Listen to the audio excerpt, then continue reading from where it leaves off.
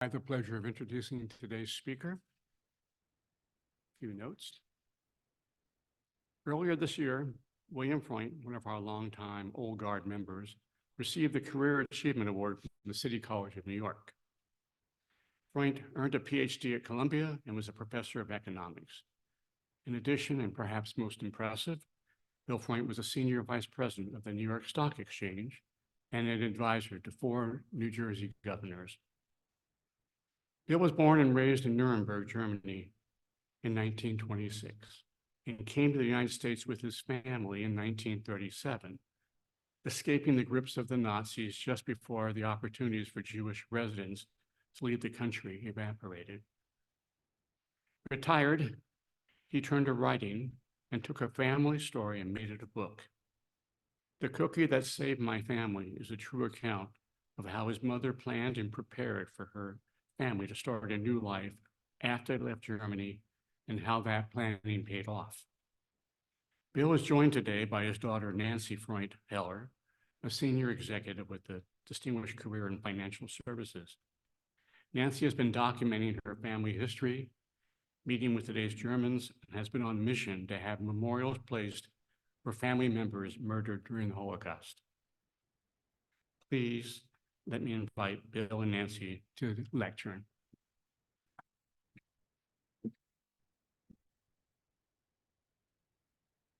Thanks for having you. A little loud. Thanks for having me and my daughter here today, and for that generous introduction.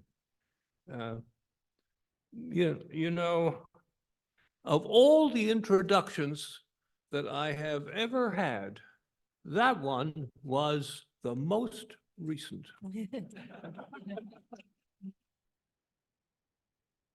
And I remember at another introduction, the host said, and now we'll hear from Professor Emeritus.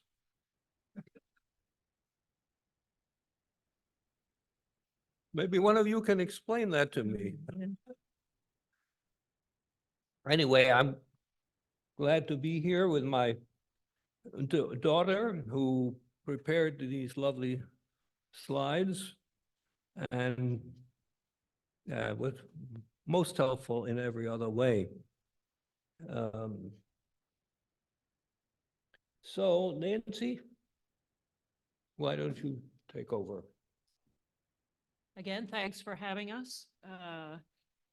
And thanks to my dad. I'll just maybe move this a little closer. Is that better?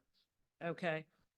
My father has lived and continues to live the American dream.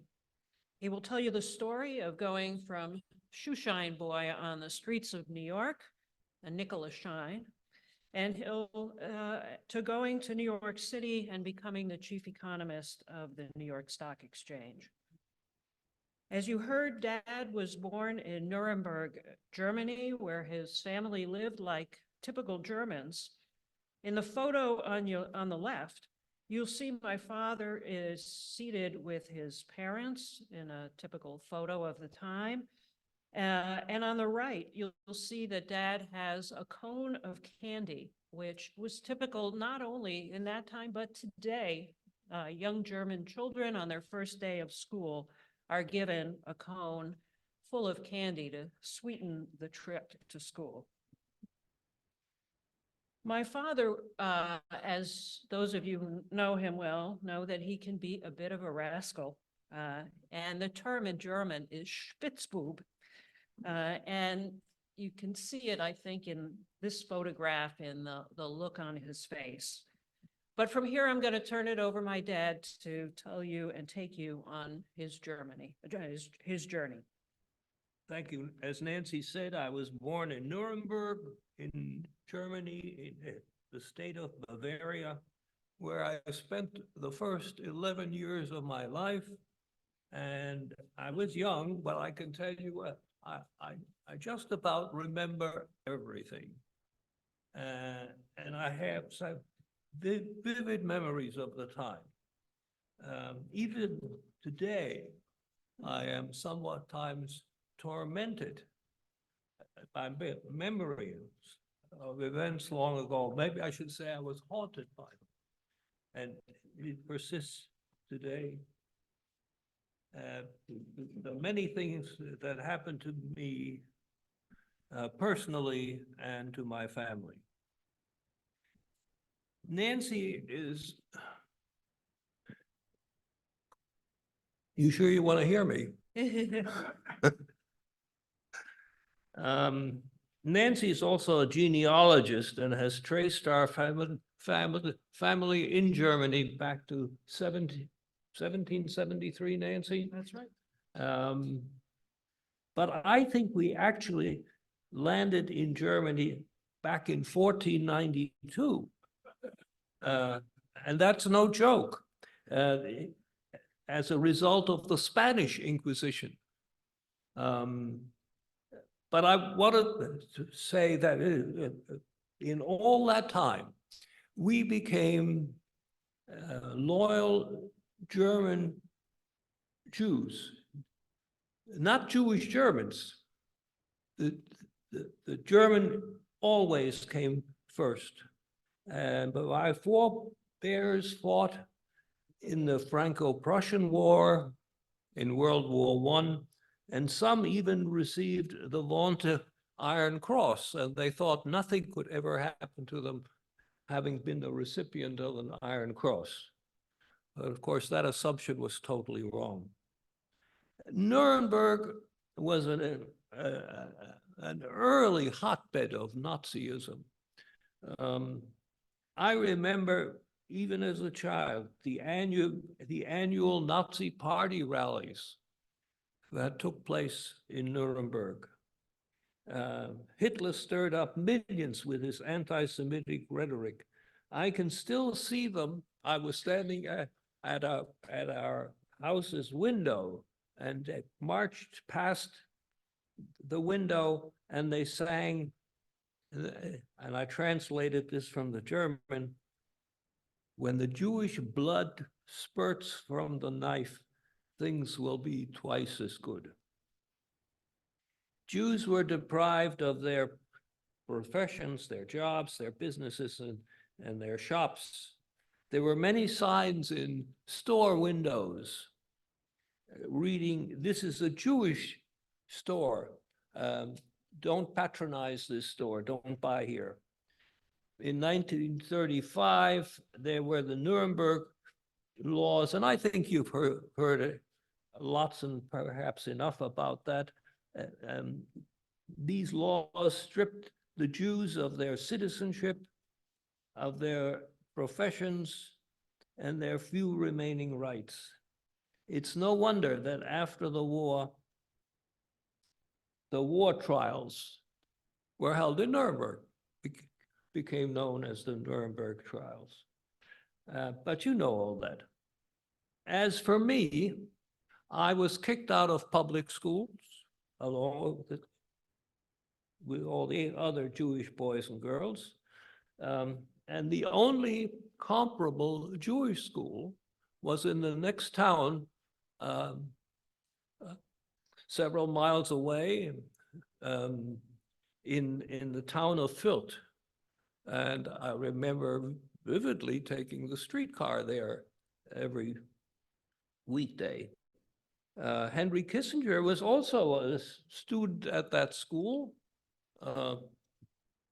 He was, however, ahead of me by 3 years. He was 3 years older, as you may have read in the newspaper last week. So I did not know him then. Let me tell you just briefly 2 stories that I remember as a kid in Nuremberg, and that torment me to this very day. I was about 10 years old when I was walking along the streets of Nuremberg and followed by a gang of boys. I think hoodlums would be a better term. They called me ein jüdisches Schwein, or a Jewish pig. I accelerated my steps to escape them, but there was a whole group of them. They followed me, and I was scared. And on the streets of Nuremberg and many other German cities, there are caskets, not caskets, I should say. Pardon? Boxes. Boxes, crates is the word I'm looking for. Sometimes it's hard to find a word at my age. There were these crates. They were filled with sand in order to spread the sand in the wintertime so people would not fall in the ice. Actually, they forced me into one of those wooden crates. There is a picture, but it was a much larger crate than is pictured here. And they closed the lid, and it was a very heavy lid. And here I was in the dark, in this large crate, and I could not lift the lid in order to escape that crate. As you can well imagine, I was a little bit scared. And in my condition, I yelled at the top of my voice for help. And after a while, someone came along, lifted the lid of the crate, and allowed me to escape. I can tell you that I am still afraid of dark spaces to this day, and I will allow no clothing to go over my head, no t-shirts, no pullovers, which remind me of the darkness and how frightened I was in that crate. Let me mention one other event in my memory. My father was never going to leave Germany. My parents had lived through the Weimar Republic in the 1920s, when governments came and governments went. They didn't last more than a year or two or three. And so he was going to outlast Hitler. But it was just a case of waiting it out, he thought. But when he was arrested, with other men of our synagogue, they were taken to a sports arena, and they were forced to run a track until they collapsed in total exhaustion. They were beaten. They were subjected to indignities too terrible to mention here today. Then my father knew we could no longer stay and had to leave. And in a way, it was fortunate. Had all this not occurred, we would probably have stayed and been murdered along with the other 6 million. Fortunately, my father had a cousin in America who vouched for us. That is to say, he provided an affidavit and made it possible to come to America. He had to vouch for us in the sense that he would guarantee that we would not become Public charge. A public charge. a public charge. Very good, thank you. Now you see why I have brought my lovely daughter along, among other reasons.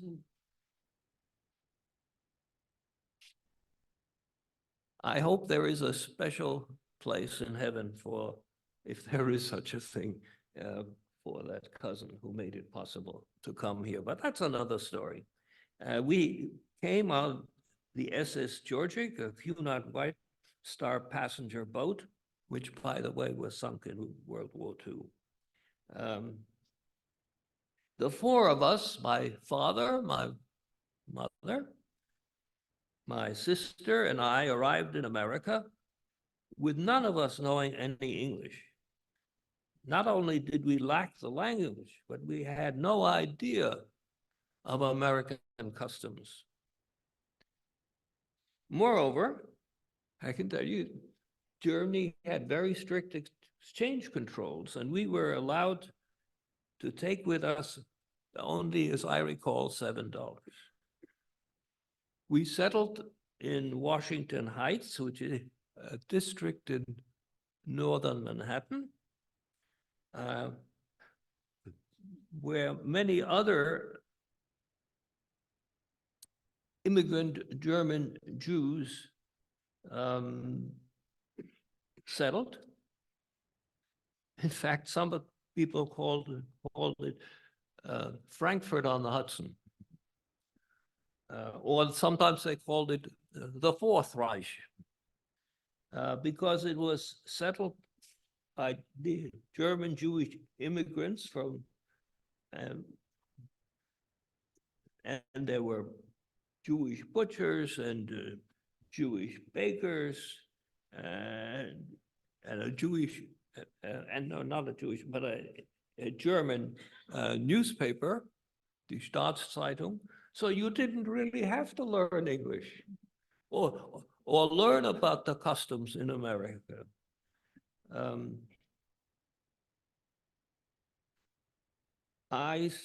So here we came quite destitute. And I was walking along Broadway on Upper Manhattan, and I saw some boys with a shoeshine box. And I thought, I can do that too. And somehow I acquired a shoeshine box. It created a sign that says shoeshine, 5 cents. That's not each shoe, it's both shoes. And some generous customers, instead of paying me a nickel, would pay me a dime.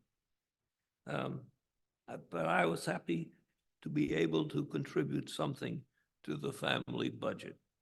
And to this day, of course, I'm very proud that I started off in America shining shoes. Till I tell them I can't get my shoes shined on the streets now for $5. These were tough times in America with a Great Depression, no jobs and families suffering. Fortunately, through a contact, my father found a job moving dead bodies at the Jewish Memorial Hospital in Manhattan. He had been a merchant in Germany, and he certainly wasn't used to physical labor. But you did what you had to do to survive. I remember my mother was equally lucky in finding a job in a lipstick factory, and she would come home with her right arm completely covered in red. And sometimes my mother had to wait on a Friday for my father to come home with his paycheck so she could buy and prepare Friday night dinner. Once World War II began in Europe already, my parents changed jobs completely, and it was a life-changing moment that I want to tell you about. For some 500 years, Nuremberg has been famous for baking a gingerbread cookie called Lebkuchen. Has anyone here ever heard of Lebkuchen? No, not many. But the Lebkuchen were a Christmas cookie, a ginger cookie. me show you. Show and tell. Here's a box of Lebkuchen imported from Nuremberg, which specializes at Christmas time.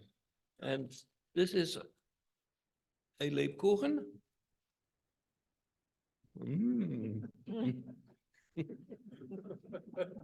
They're very good. You can buy them at Trader Joe's, at Lidl. And she gets a commission there. No, no commission. And they come in chocolate covering, as this Lebkuchen is, or in vanilla, or white, or sugar, or whatever. And on the bottom of it is a wafer, an edible wafer, so you don't have to peel it off.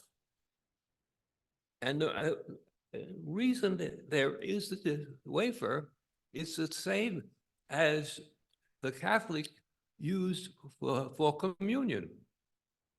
And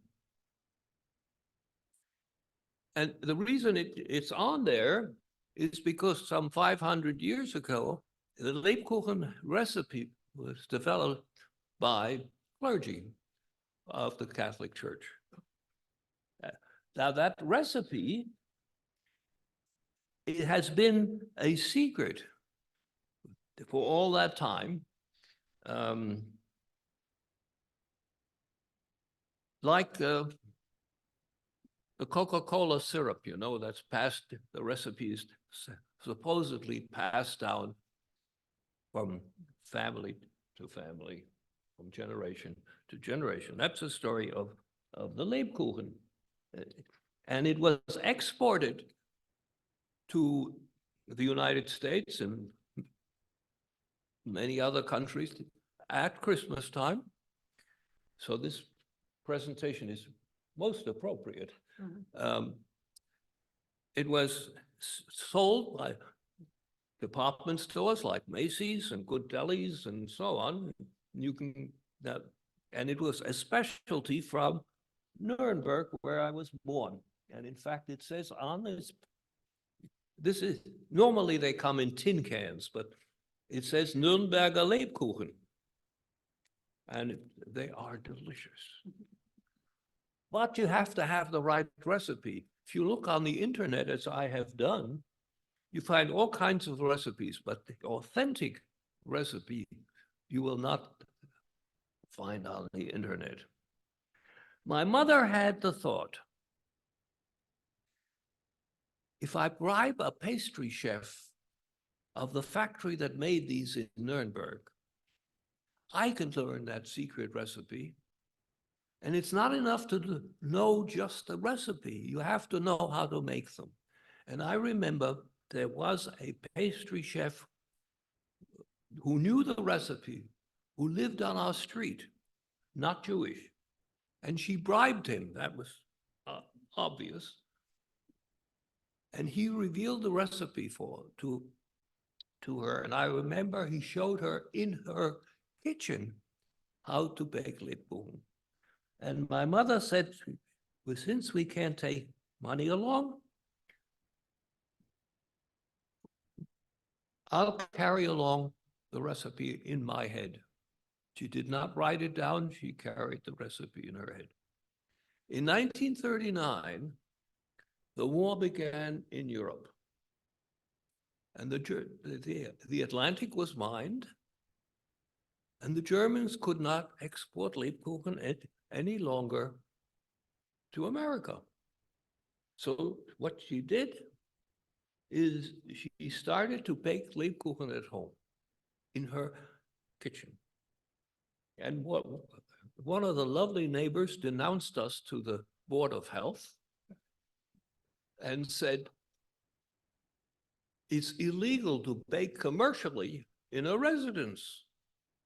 Little did that neighbor know what a great favor she did us, because then my parents rented a store, put a sign up, Paula celebrated Lebkuchen, Paula being my mother's first name, and and they acquired a baker's oven and a baker's mixing machine and commercial equipment.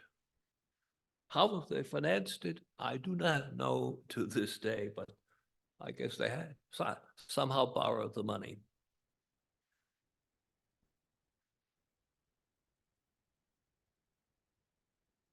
So we baked these Lebkuchen commercially, and it was a huge success because we no longer had the competition from Nuremberg. Moreover, there was an article, a lengthy article in you remember the old Herald Tribune? And it was written by, oh, I love this name. It was written by the food editor named Clementine Paddleford. I will never forget the name. And somewhat later, the New York Times had an article that Nancy found on her research. And that put us on the map. It's on the screen, that article. And we sold the Lebkuchen throughout the land. And that is Dad standing next to his mother on the screen. Oh, yes. Except I will tell you, I never helped bake Lebkuchen in my life. And the reason was I was too valuable. I was the only one who was able by that time to speak English reasonably well, but fluently. So I took care of all the correspondence of Paula's Lebkuchen and answered the phone when I didn't go to school. I will tell you that to this day, I regret I never, ever had a childhood. As soon as school was over, I was at Paula's celebrated Lebkuchen working.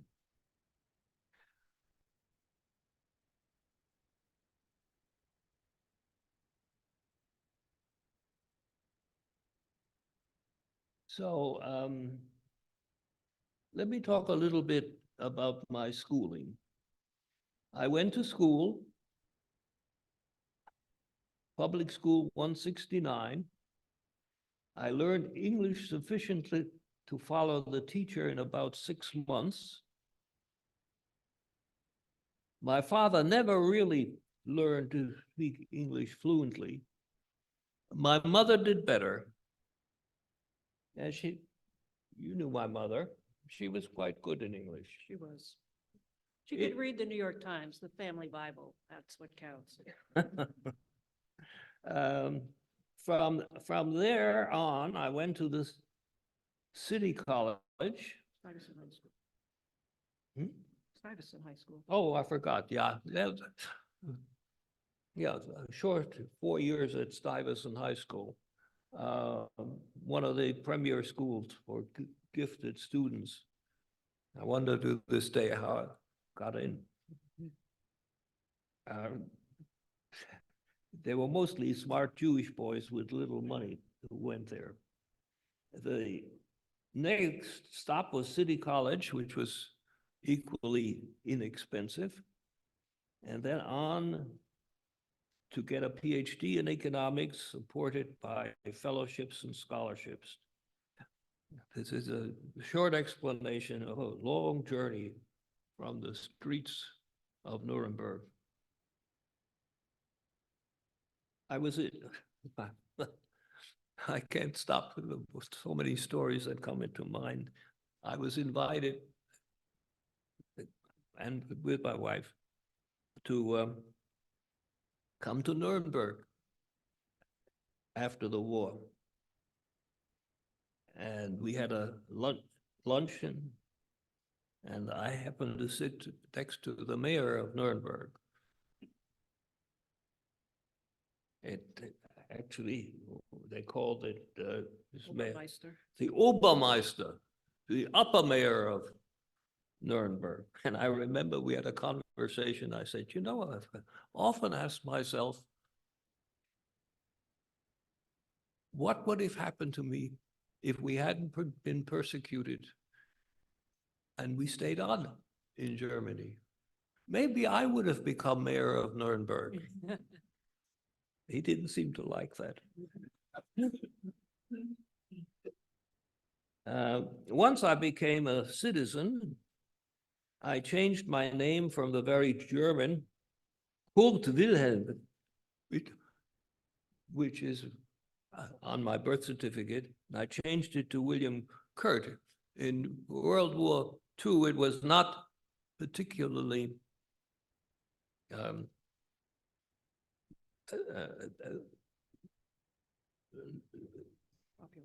popular for people to speak German or to bear one of those Teutonic names. And so I've been Bill ever since. In terms of my, did I mess up your lovely slides? Nope, you're right on track. In terms of my professional work, my dream was to become a professor in economics, but I found no opening. And so I took a job, the only offer I had, as a researcher in a new economics department at Prudential Insurance.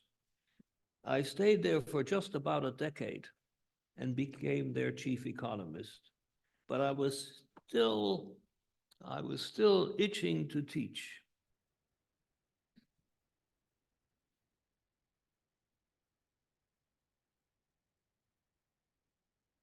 When I got a job offer to come to the NYU Graduate School of Business and to teach, and I couldn't resist taking the job offer.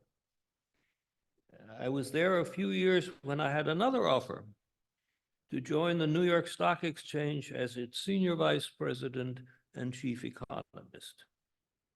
To make a long story short, as they say, I was there for 20 years. Sometimes I feel that success is the best revenge. That's pretty much the story of my life in Germany and America. Much more to come, I hope, since I'm a mere 97 years old. So let me turn the microphone back to my daughter, who will talk briefly about our continued work. Okay.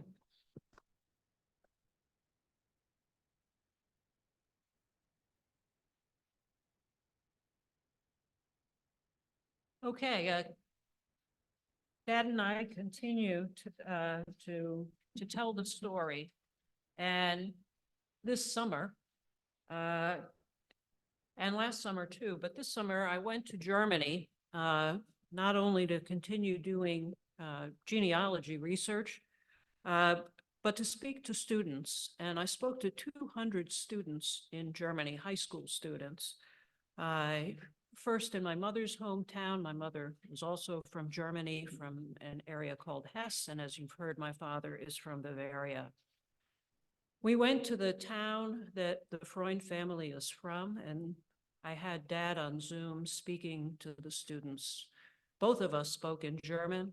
As you heard, my dad not only shed his German name when he came, but they did not speak German at home. I heard a few random words, but for the last 7 years, I've been studying German, and I was able to speak with Dad to the students in Germany. And it was a really interesting experience.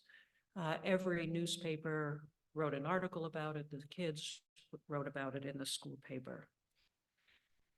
In addition, Dad had the good idea that it would be important to remember those who we lost in the Holocaust and to have memorials placed for them. Germany has a variety of ways to remember those who were killed. One of the people on the far left, as you could see, is Carolina Freund, my dad's aunt. She in addition to her daughter, who's pictured in the wedding scene with her son, with Carolina's son-in-law, and their little 9-year-old daughter were all murdered. In November of next year, we will remember Dad's Uncle Max and his wife Bella in Nuremberg. In Nuremberg, the city places what are called stumbling stones or Stolpersteine in front of the building where the person last lived by choice, meaning that that's where they selected to live as opposed to where they might have been deported to. And determining where they last lived sometimes is a matter of conversation. I had to have a conversation with a gentleman in Nuremberg, and he finally agreed. You can see I'm holding the stumbling stone here, and it has on it her name, when she was born, obviously that she lived, and you can see the building and the little square stone that's marked for cutout, and then you see me kneeling in front of the building where it's placed. Carolina died in Theresienstadt, probably of cholera or some other disease.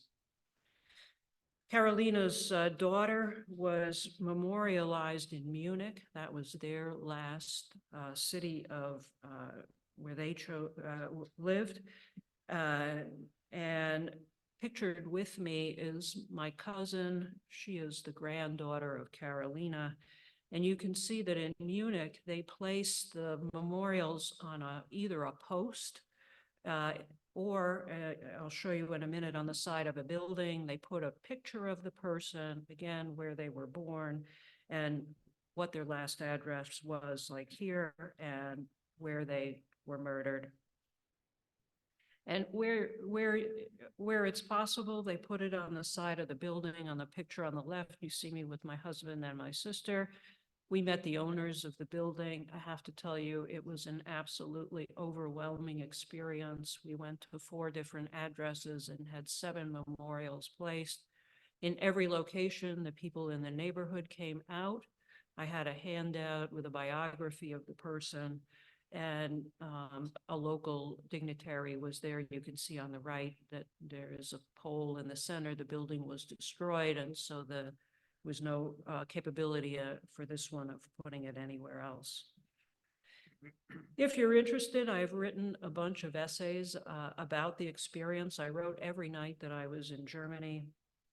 My father mentioned that he took a subway car, a tram, a streetcar to school, and this may very well have been the streetcar that's shown in this photograph. It's at the Transit Museum in Munich. We went in. I explained to one of the gentlemen working there that why I was there. He went because he told us we couldn't stand right next to it. But once I explained why I was there, he went and he got a key and he let us on the tram. I FaceTimed with my dad so he could also be on board. They had a map of where he rode. And if you want to see more pictures, you should have a look at Essay 6. The middle picture is Kleinwallstadt. This is the Freund family home. We got a tour, and this is the town hall. And then you can get a close-up of the stumbling stone. My father also has written about his experiences. It was mentioned at the beginning of the presentation that he's written a book called The Cookie That Saved Our Family, which is really about Paula's Lebkuchen. There's another family story where my aunt used a towel to save the life of a German girl. It was written in the local paper in 1933. And that family who was saved, we're still in touch with them. We met the quote little girl who unfortunately passed away a few years ago. But on my trip to Germany this summer, I got to see the family, got to see them last year as well. And they have stayed in touch with us over these many years after the war. These are children's books. And these are children's books, but they're good for anyone ages 1 to 99, my dad likes to say. I don't sell them. That's pretty much the story and the continuing story that we're trying to continue to pass along so that it's not forgotten. If you have questions at this point, we'd be glad to take them.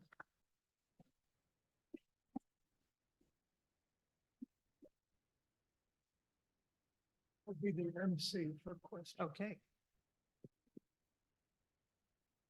Uh, Everybody knows the routine here.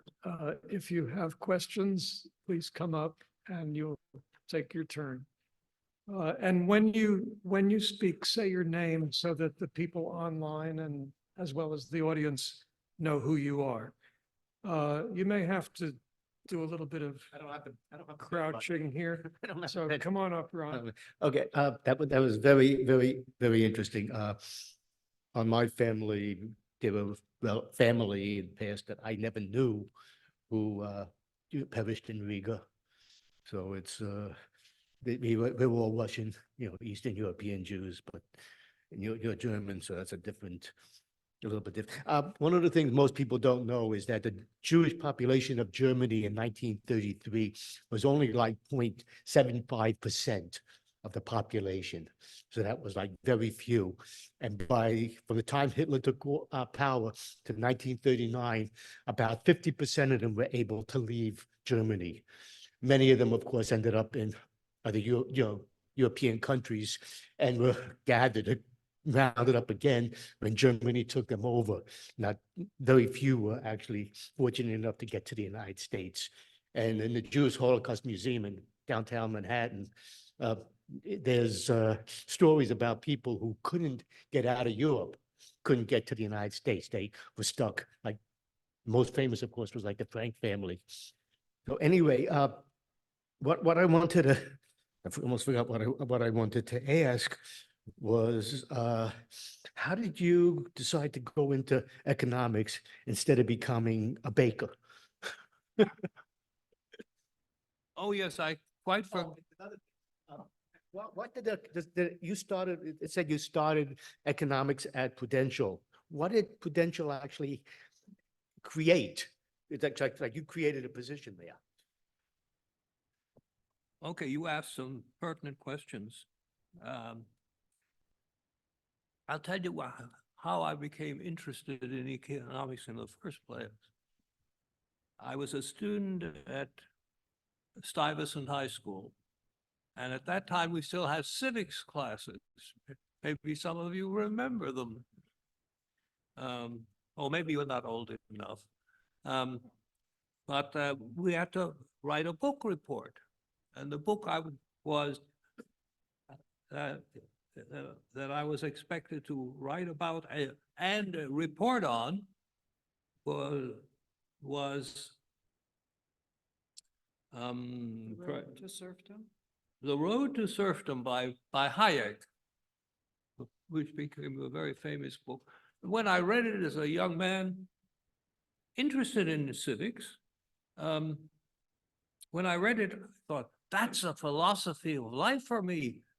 Keep the government out of everything, And then the teacher said, well, now I want you to read another book. And it was called The Road to Reaction. And it was a chapter by chapter rebuttal by a professor at Chicago University. And I read that, and I was a young, impressionable man, and I believed everything he wrote. Now, you can't believe both books. You have to decide which road you want to travel. And that's how I got into economics. And I'm still trying to find out.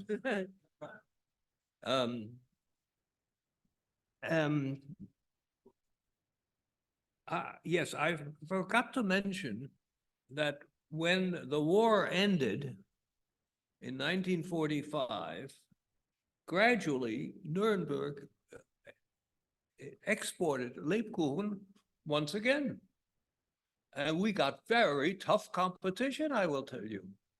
And all of a sudden, our profits vanished. And we were no longer the great success that we had been. And so my father had died at the age of 57. And I'm sure that his mistreatment at the hands of the Nazis contributed to that. And my mother was alone managing the business. And I decided I didn't want to become a Lebkuchen baker anyway. And here I am. You also said that the German Jews, there were about, when Hitler acceded to power in January of 1933, there were about 500,000 Jews in all of Germany. A tiny number, as you quite rightly state. And it is estimated that about half of those Jews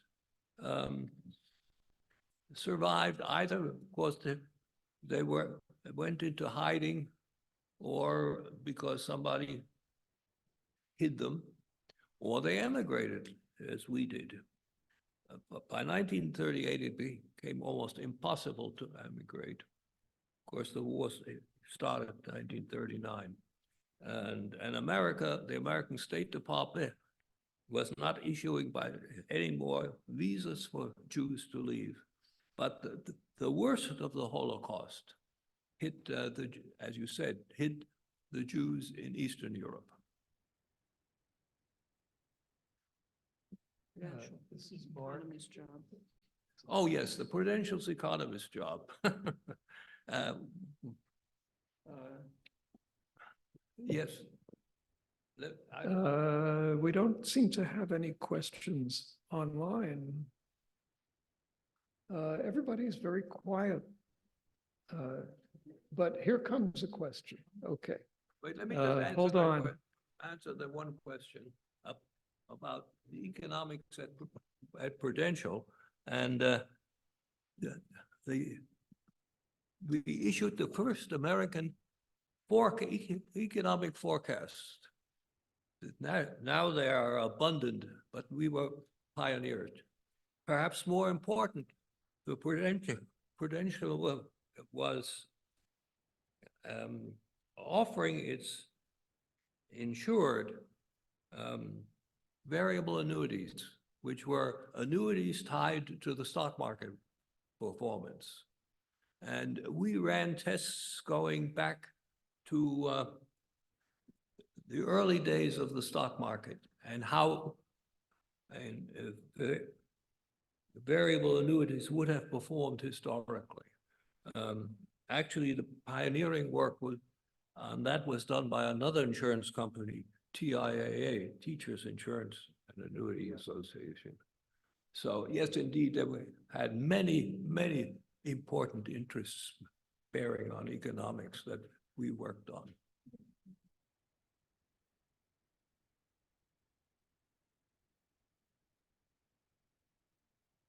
My name is Rich Lander. First of all, thank you very much for keeping your personal story alive.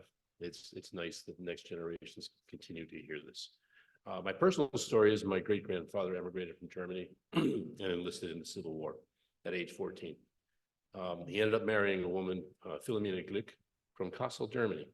Now, I'm interested in starting some of the genealogy work like you've done, but I haven't a clue where to begin, and I imagine so many records were destroyed during the wars. What can you do to help us?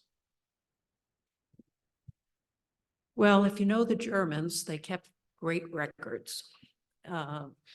And many of them are now being put online. And it's incredible how much information is out there and how many people are willing to help. There are a couple of websites to start with. MyHeritage, Ancestry, Jewish Gen. Even on Facebook, there's a German Jewish page. If the Germans were affectionately or not so affectionately called the Yeckes, and Yecke means short jacket. And if you've seen very observant Jews, they wear long coats. The very assimilated German Jews who felt German first and Jewish second wore short jackets like their neighbors. And there's a page there as well. In almost every town that I have gone to ask for research, there's a person who's in charge of helping you find records and do research for you. Kleinwallstadt is a tiny town. I don't even know a New Jersey town that would be as small as the 5,000 inhabitants. There's a young man who since high school, who was pictured in front of the town hall. He started doing a project in high school, and 25 years later, he's still helping Jews. When we were there, I saw a engineering certificate from my dad's uncle. He electrified the town, the Catholic Church, all the records, the proposal, what it cost, all of that was there. And so there are a tremendous number of resources today. In Nuremberg and in Munich in particular, because we were putting up memorials, they helped me do the research. I had 7 biographies to write of people I'd never met, some of whom I'd never heard of. And in the process, they look at records for you, they help you translate them. One of the things, the last thing, and I'm going to try to take a break because it's such heavy research, a lot of it, was to find the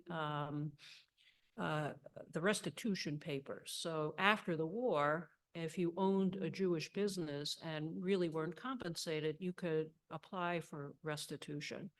And my dad's father was maybe not the best businessman and didn't own a business, but my mother's father was an incredibly successful businessman. And I'm just in possession through a lot of work and a lot of help from local people in getting copies of those. So it's, and the gentleman who said you can't get a copy, you don't know who was in Riga, there are lists of all of the prisoners of all the camps. All of this is now public information. You can write to the Holocaust Museum in Washington and they will help you.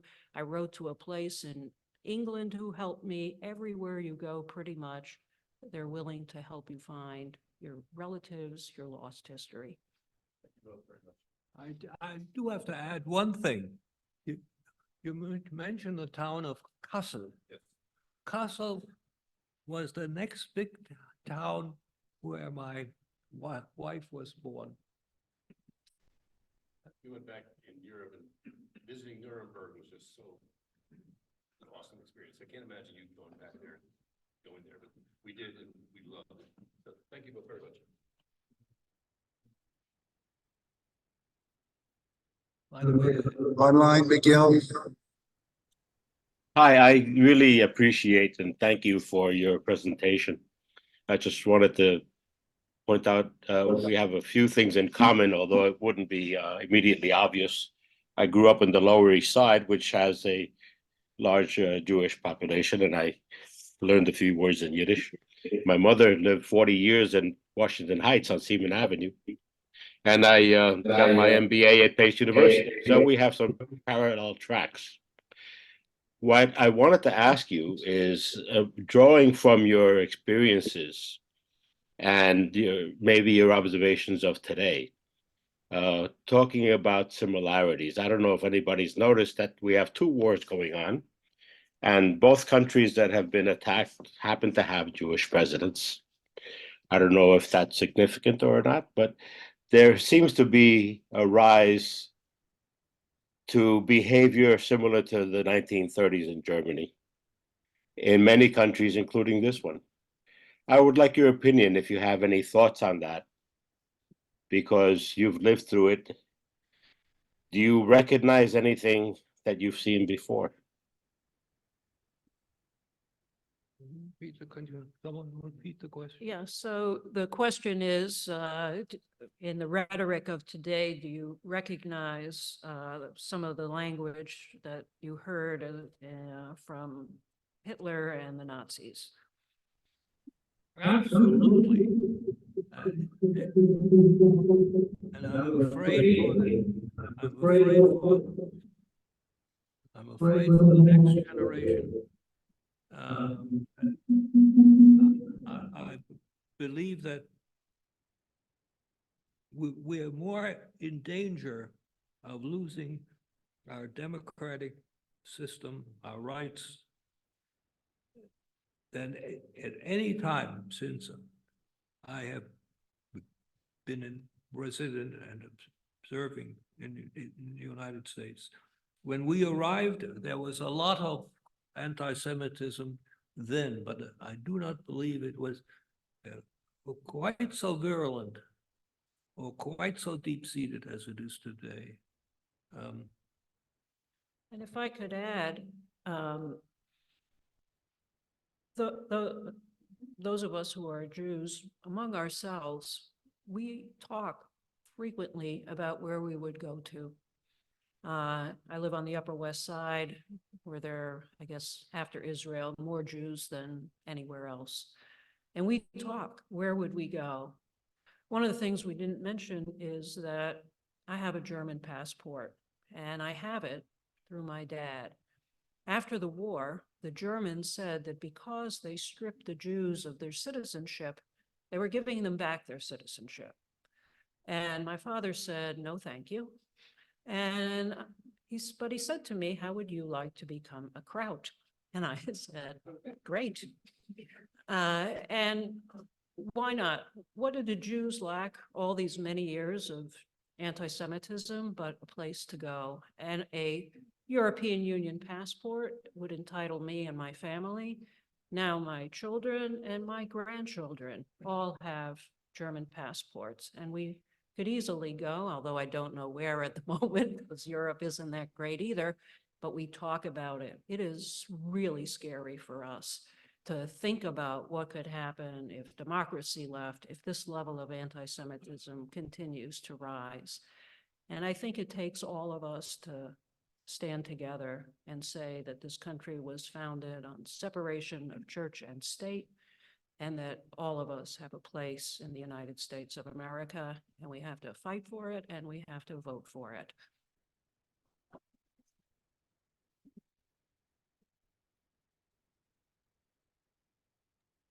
I might tell you just it's a matter of interest. I mentioned that Henry Kissinger grew up in the next town next to Nuremberg, and that there are some parallels in our lives. We emigrated in 1937. He did with his family in 1938. We settled in Washington Heights. His family settled in Washington Heights. His mother became a caterer, a party caterer. My mother became a Lebkuchen baker. But I think after that, the parallels end. I was not responsible for the killings in Southeast Asia, nor the establishment of ties with Beijing. I speak English more or less without an accent. He works on his.